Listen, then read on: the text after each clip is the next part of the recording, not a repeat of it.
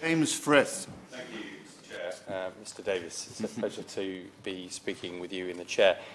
As has been mentioned by Education Select Committee colleagues, I spent yesterday morning in the presence of the RIP stars, as they call themselves, describing themselves as children with disabilities for children with disabilities. Ben, who was also being quoted by my friend and colleague, said to us, "I am not a jigsaw. I'm not a puzzle to be solved. All we want is an education." And in fact, their report concludes on a series of recommendations, which I'll list a number here. A focus on inclusion, the involvement of the child in the provision, not just co-production of providers, but an involvement of the child. Holistic needs, personalised, bears a resemblance to the world and life after school. And the list goes on, but this is exactly the same principles that we want applying to mainstream education, surely for all our children, a plan for all children. But what is becoming so clear is that our parents and children with SEND are being pushed out of mainstream school too often because we've not seen an increase in this personalisation of inclusivity, contextual learning, second chances, because it comes at a price. The government's response to date doesn't go far enough. Independent research commissioned by the Local Government Association predicts a 1.6 billion black hole in high needs funding to councils. This isn't just about more money, though, Minister. It's about moving money. Tribunals find in favour of the parent and child nearly 90% of the time. And authorities, it costs them hundreds of thousands of pounds wasted money, essentially, rather than moving it upstream and spending it earlier on.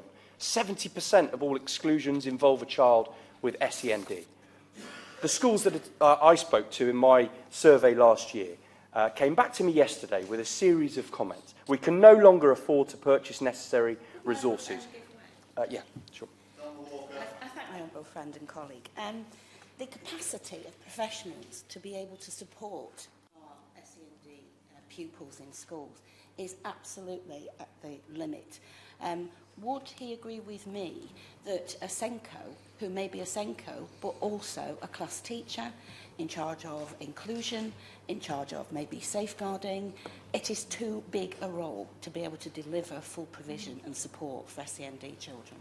My colleague makes an excellent point, and I enjoy serving alongside her on the committee. What we've seen is as a result of the punishing budget cuts to schools is the loss of teaching assistants, which removes capacity from the classroom. But also, in every other walk of life, we see specialism as additional support, as something that is scalpel-like, perhaps, in its focus, or enhanced provision. But within SEND, within classrooms, within schools, it's a low-hanging fruit, if you like, to be cut from the increasing demand on budget. So I think you're absolutely right. And the teaching assistants have gone. 6 in one school, I represent 4 in another. My schools went on to say we can no longer afford to provide additional elements not covered by statements, with the result of vulnerable pupils finding it really difficult to cope at lunchtime. My high needs budget is actually all spent supporting pupils in my school with EHC, and SEN hours at school has to provide the first 6,000 from its budget. This does need to be looked at.